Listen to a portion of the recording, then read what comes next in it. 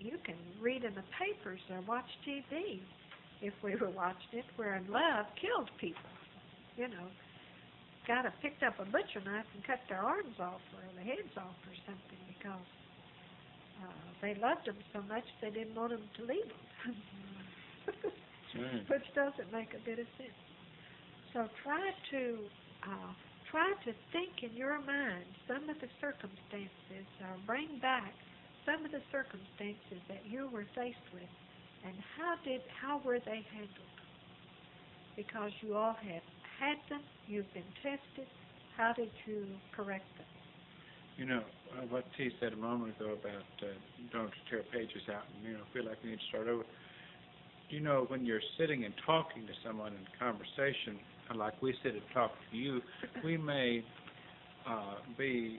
cover a topic and then we may go back and expand on it, or we may even go to a topic that might have been that we might have thought of prior to 4 or 5 topics we've given since then. And that's the way conversation is.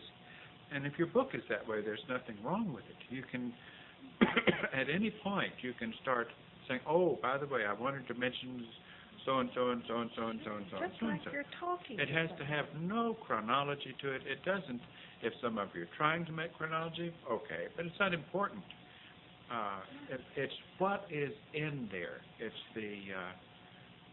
It's what you've learned and what you have to help people who are looking for better ways. Make it just like you're carrying on the conversation with someone, with only not allowing them to talk. Somebody. Well, in trying to write this, in other words, you originally were talking about being accurate, putting a lot of detail about what occurred in there. No, we weren't. No, that's what I understood. No, we were never trying to talk, if I'm understanding you right, at that kind of accuracy or detail. We were talking very carefully about your being accurate about lessons and accurate about teachings and accurate about ways that you have learned and conduct and things that could help people. That kind of accuracy. But accuracy in chronology, accuracy in series of events, and accuracy in how many tents were in a camp, that is so unimportant. You see what I'm saying?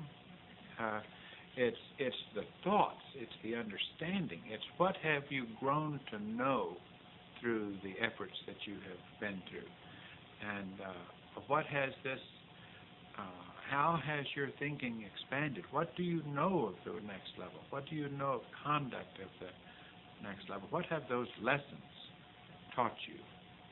And the experiences of those lessons, it's the lesson that should be accurate. It's not the details that need to be so accurate that yielded that lesson. Do you see what we're saying? We don't care if you're. It's like even as you read the Gospels, you can see that they wrote them that their details don't jive. One will say an angel was at the tomb after he rose, and another one says there were 2 angels there. Another one said there was nobody there. And it was if, well, who would have believed? But the point was he rose from the dead. He wasn't. That's right. He wasn't there. So who cares how many angels were there? Did you have more to your question? Well, so far to me it seems like the most dangerous or trickiest area to try to help them with is our departure, like from our life in the world. In other words, if they're not going to do it abruptly and quickly and intensely like we've done, then I would like some help on how you could sort of tell them what we did without suggesting to them that they fell off train in 2 weeks. Well, see, you're not suggesting that to them because, believe it or not, even though that's the way it had to happen for you, believe it or not, if the next level had designed this experience to happen to you so that we would all meet and have our meeting in Amarillo, and you would come from all over the world to Amarillo, we could have done it right here, and 6 people could have had jobs in Amarillo when we held our meeting here and could still be holding down those same jobs. But they would have a totally different attitude toward those jobs than they had before they met with their teachers. They, in other words, where the job was their career, and the job was dominant to them, and they had ambition, and they wanted to make a place for themselves in the world. And now it would be that the job was merely a way of helping in the pool for others who were trying to last out the experiences of the class. Do you see what we're saying? Now, our particular design of the way it happened is not the only way that it can happen. It's true that those things can't mean anything to you. And it's true that you can't continue to participate in human things and please the chief or be prepared to enter the kingdom of heaven. But you could essentially do almost everything you were doing aside from indulgences, and that means all kinds of indulgences. That means ego, career, sensuality, cravings, with the people around you, with things, with loving this and loving that. But essentially you could almost theoretically stay in the same spot, but all the things around you would have a totally different perspective than they had. Totally different. They had no importance to you. Now, your task was such an accelerated one that probably the way to shake you and to awaken you more was to pull those roots fast and hard and toss you halfway across the country and toss you halfway back across the other part of the country until you were just spinning and you didn't know what in the world was going on. And it helped. It helped accelerate things. But that doesn't mean that that's the only way it can happen. But the end result is the same. And the fact that nothing of this world you can indulge in, nor does it mean anything to you. Those things are still same requirements. Same requirements. Now, a lot of people say those things mean nothing to me. But boy, if you took them away, you'd found that they mean everything to them. But some people know that they mean it, that those things mean nothing to them. And you can usually tell whether they're talking out of both sides of their mouth or it's real. Do you follow what we're saying? But you're not setting up people in your book to do what you had to do, even though what you had to do was very similar to what the task of Jesus and his apostles had to do as they severed ties and went and followed him as he ran around, even though it was only over very few square miles instead of all over the country.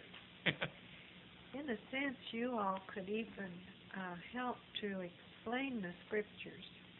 Not that we want you to quote scriptures, but let's say the one that Doe has quoted many times, unless you hate your mother, your brother, your sister, your husband, your wife, and even your own life, you cannot be my disciple. They don't know what that means. In the process of your writing your book, you can explain that. They didn't know what it meant when the rich man came to Jesus and said, I want to be your disciple. And Jesus said, unless you sell all of your riches and give it to the poor, give what you make to the poor, then you cannot follow me. And he turned around and walked off. They don't understand that. You understand it. He might have even said, though, to the same rich man who really wanted to dump everything, that unless you bring everything you have with you that you want to dump, you cannot be my disciple. You see, you don't know what the pattern is. You don't know what the requirements are. Some of you are having to do the very things you did not want to do. And you had to sever the things that you did want to do. But it's because that's the only way you can break those bonds of human conduct and the things that are so ingrained in your vehicles and the vibrations that the lower forces have set up on this planet. The other scripture, what you are bound to on this planet, you will be bound to in heaven. What does that mean? You know the meaning. We hope you know the meaning of that. We don't want you quoting them, because what we want you to do is to explain what those things mean, so that they will have a better understanding. Now, back to what T said a moment ago on hating those things. You know that what those mean is that in the process, since those things will nag at your vehicle and pull you and try to hold you to the world, that you have to hate that nagging to the point that you would do anything to get rid of it. You see what we're saying? That doesn't mean you have to go box your brother and your sister and your father in the face and say, I hate you. That doesn't even apply. But the fact that those ties and those strings of the human kingdom would pull at you so, and you would hate that pulling. And you had to hate it in order to break it. It doesn't mean you hate those individuals. You hate the fact that there's that bond that has to be severed. You even feel sorry for those individuals because you know they can't understand what you're doing. They couldn't possibly understand what you're doing. Mm-hmm. And you also know that you can't explain it to them because they would want equal time. And equal time would amount to trying to get you back into their web, or the web of the human kingdom. You're not setting up people, like Doug said a moment ago, to do this same thing. Eventually it will lead to it. In other words, the equivalent has to happen to anybody. Right. Now, what you have written down, what you've gone through in the process of getting in control of these vehicles, will be used in the future, maybe 2,000 years from now, for a reference, because they will putting thoughts in the ether that you're doing, the good thoughts, the elevating thoughts, the thoughts that will lift them up to help them bring in the new age, is what they need right now. Then they will, let's use a computer as an example. A computer only knows what you put into it. Is that not right? Anybody who knows about computers? Is that right, Melody?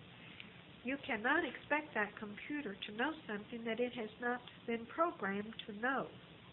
Now, humans do not know how to think any other way than what they have been brought up to know.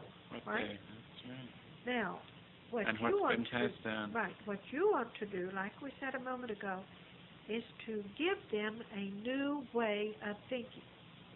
And you know how to think because you have shown us how you can think by the help-wanted meetings that you have. That's right. This is what we want you to pull on. Now, when Dave Sodi and Al Lodi and Sodi were working on the meetings, I can safely say that we told them at least 2 or 3 times, did we not, that it wasn't good enough what you had written? And we told them to go back and do some more. Do it over again and reach up to a higher way of thinking. And same way with Al Lodi's, with his artwork that he did. We kept telling him, you can do better than that, or until he wouldn't even bring us anything until he worked on it 6 months. And it was just absolutely, he had revised it so many times that it had to be just about.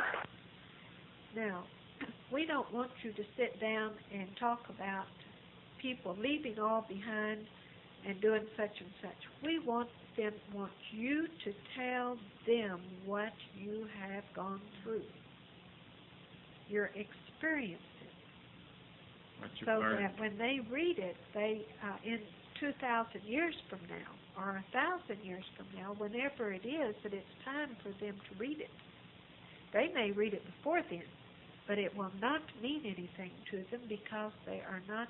Their computers have not been programmed to know, to even make sense to them right now. It wouldn't touch them. But I'm talking about if you told them to leave all behind. But if you write experiences and how you handled or how you were taught to handle certain things a certain way. Let's say you had an out-of-craft task. What were the rules you were told to do? Be the best employee that worked at that place. Not to do anything for money, right? Not to keep the money before your eyes. In other words, you do not wait on a customer to be very nice to them with the idea in mind that they would leave you a big tip. Because if they left you 50 cents for a $20 tab, then you would assume that that was all that they could afford and that you were thankful for it, right? Now, how many humans do that? Wouldn't that be a good thought for them to have? And this is what we're talking about. Think of things that you have learned in talking, even with living in a family together. People don't know how to live in families together. They know that they are supposed to have a mother and father and brother and sisters and 3 meals a day, and they live in the same house, and when they reach they go to school, and when they reach a certain age, maybe mom and dad will buy them a car, or they reach a certain age, they get a job, and then they save up their money and buy a car, and they have to wear fancy clothes, and, well, you all know the thing. What kind of life is that?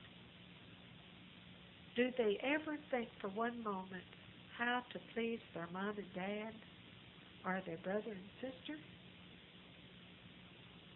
Or are they all jumbled together, and they just exist together? And if it turns out to be a good day, great.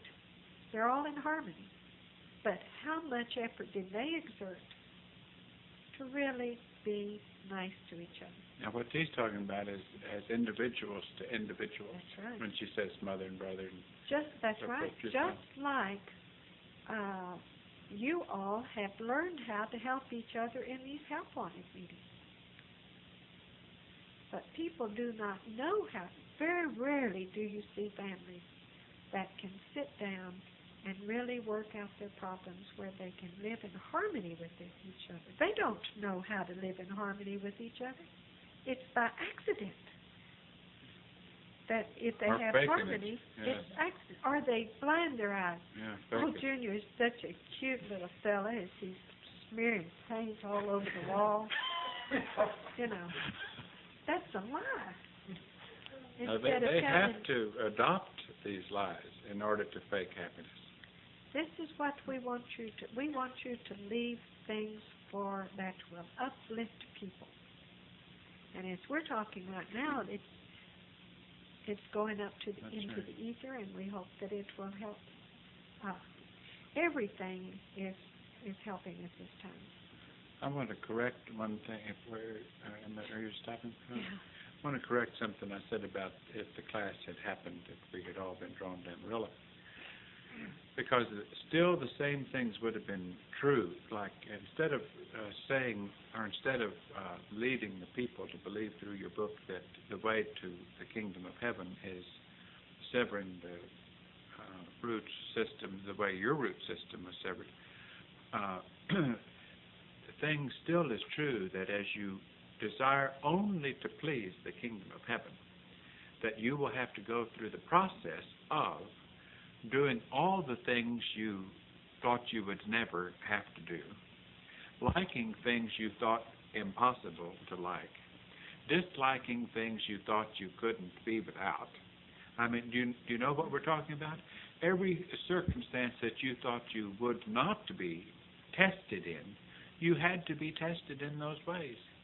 And it is true that individuals, as they seek to please the kingdom of heaven, will be tested in all the ways that will see where their heart is.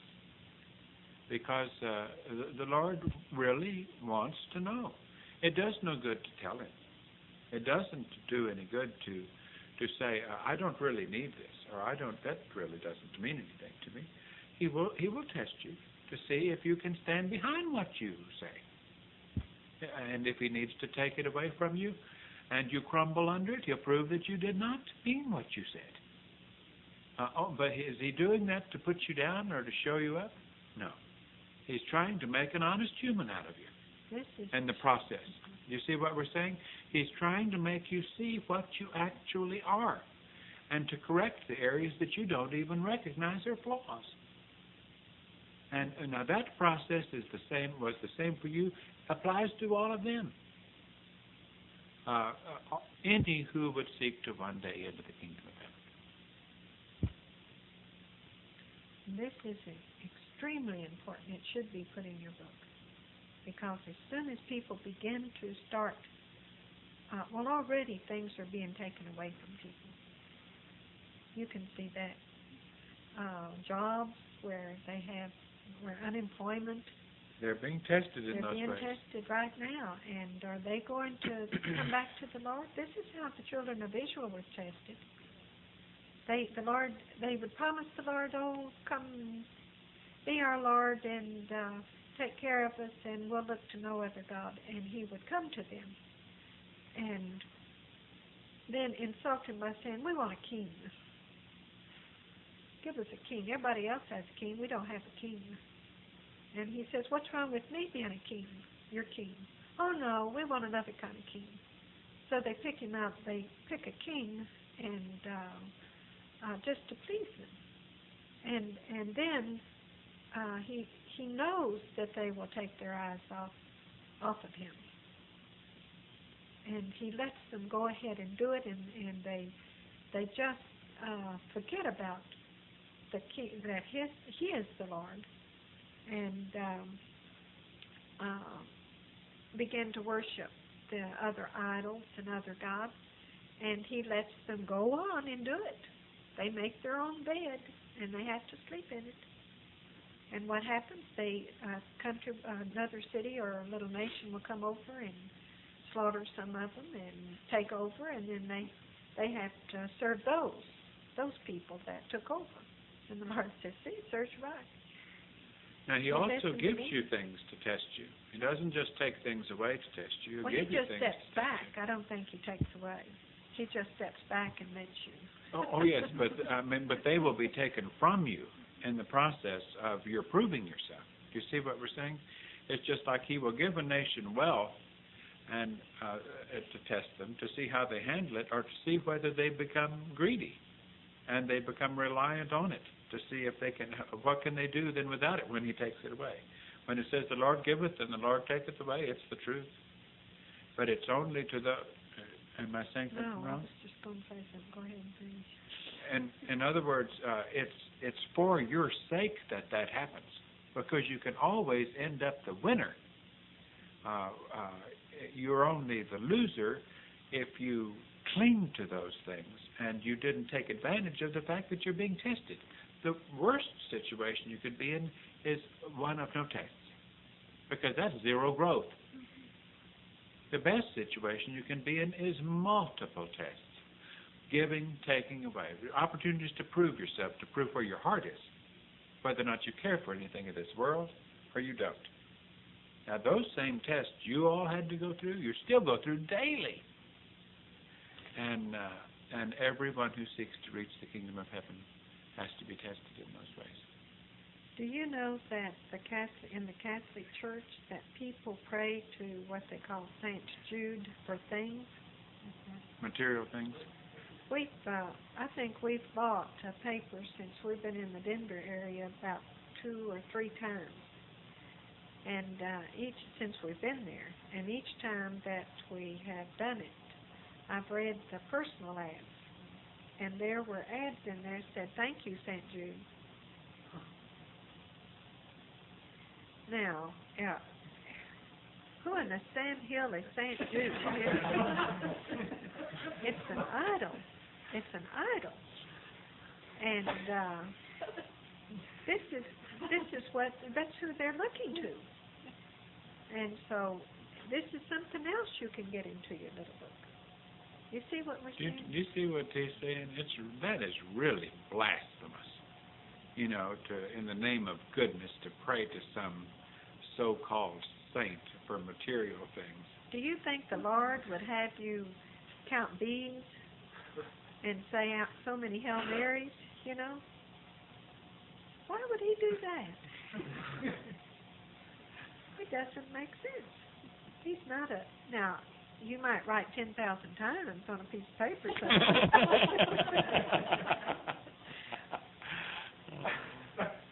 It works that way, but that's not saying something. What can you gain by saying 50,000 Hail Marys? Not a thing. And we're not making fun of this. We're trying to help give you ideas of what you can put in your little book to help the humans. Things that we have tried to teach you all. You see what I'm saying? Do you want to say something? Well, I've tried to cover... Just a minute, let me interrupt. Are there any individuals here who are due to consume right now? It is 5 o'clock. Melody, you are? Because I know it came down here. It's 5:30. Came down in his apron and we couldn't figure it. 5:30 right now. If you are, go ahead, and this will be on tape. In trying to... I've talked about my teachers, but I've stated that you wouldn't have, and it's not next level way to be glorified or to be what was the word you used before? Elevated. Elevated. And whenever I've wanted to express what correct behavior would be in the presence of an older member, but I've tried to present the older members as like representatives, or that you consider yourself as instruments to teach us the lessons, and that, in other words, I'm trying to present it in an objective way as ways of the next level rather than as Okay. Okay. That's okay. Okay, but we don't want you to change your little way of doing things. We want you to express yourself in a way that you feel free to do. But we don't want you to overlook how to help people. You see what we're saying? And the way to help them is by giving them examples of what you as individuals have gone through and how you have, you've all overcome and gotten control of vehicles. You haven't completely overcome the vehicles, but you have overcome quite a few things. In other words, overcome, in my mind, never happens from this level. And so therefore, as soon as you overcome one thing, Lucifer's or your boogers right there, giving you something else to overcome, or testing you in another way. And but in the process of your learning how to do these things, you are faced with circumstances and lessons. Sometimes you bring them to links, and sometimes you don't. And you don't necessarily have to say, well, I took this to my teachers and they told me this. In other words, you can give it as though you are teaching some, leaving something that could be used for students in the future. But don't put yourself in the teacher role. You see what I'm saying? I want to clarify so that you don't get it confused, because we said, and we'll have to stop here, it's getting too long. But we said, you know who the God is that they pray to when they pray to for material things, and which is true. It isn't the God of the heavens; it's the God of this planet. When they're praying for physical or material things, or that this romance work out, or I get these green pieces of paper with numbers on them. And then we also said the Lord giveth. And when the Lord giveth, like material things to a nation, it's not because the nation asked for it. It's because the nation asked to please, because the people had reached a point when he wanted to start testing them in ways to see where their heart was. Do you understand that? Lucifer sets you up for asking for things that he likes to supply so that he can get you more allegiance to him. That's not the way the next level works. And they don't answer things of that level in that way. If you say, Lord, I mean it. I want only to please you with my whole heart. And whatever is right for me, that's what I want. Then, boy, you better hang on to your seat if you really mean it. Because he'll start giving you tests that won't all be easy. As you well know, most of them are tough. And they do, but isn't the way to the next level by the development of strength of your mind over the forces of this planet? So is there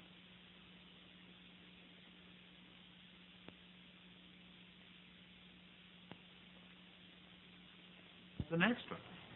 Each time you make one, you'll be so delighted that you've made one more step, and you're headed in that direction. But how would members of the next level be worth anything?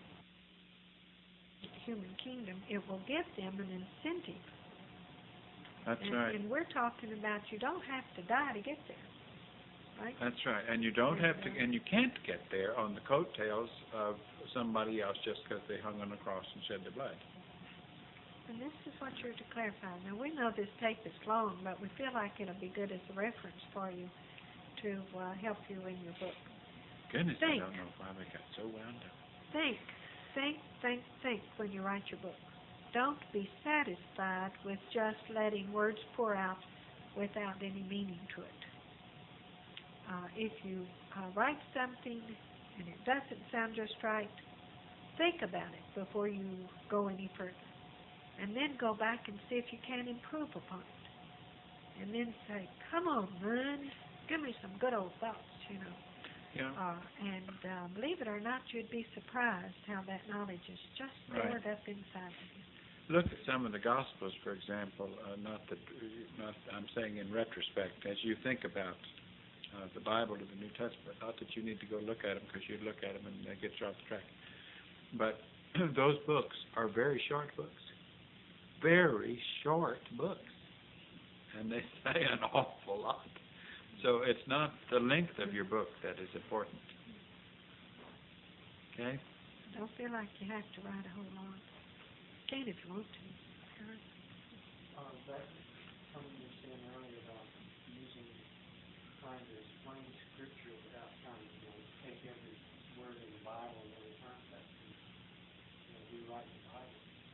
Sometimes when I would try to explain overcoming, what it actually means, I would try to define it, give some examples, and then at the end of what I was saying, I would say, this is what this person said. Is that kind of like that's about? If that's what we've taught you, and you got it directly from lessons that we've been given to give to you, nothing wrong with it. And well, like in one part, I explained that the only way to get to the next level is by overcoming the world. And I had already explained that. That's nothing wrong. And then at the end, I said, this is what humans refer to as the straight and narrow path. Kind of, I don't know, that fits in what you're saying. Sounds like it. Shall we call it? Yeah, I think we've talked enough. Okay.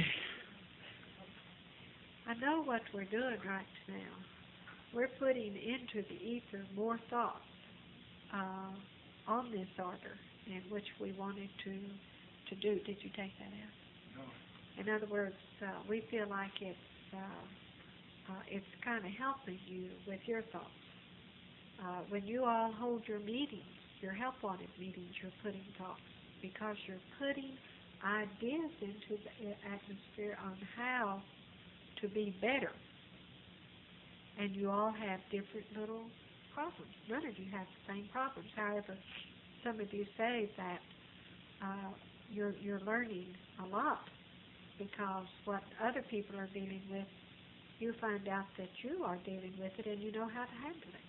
You may not be dealing with it, but you learn how to handle it. Handle it, I mean. And so in a sense, it's these as many meetings as you can have have them, but by all means don't get it to, like Doe said earlier, let it become something that has no significance. Right. Whenever you feel a meeting is kind of getting down to where you don't have much to talk about, then dismiss it. Right. And then go back at another time. You know, the character of your thoughts are just as contagious as what the thought says. Do you know what we're saying? It's like the attitude that you have at a meeting and the way you're presenting yourself, the gentleness and the kindness and the character, the color of it, the quality of it is just as contagious to those who would pick it up as the substance. Got that? Okay, we stop. That's it. Amen.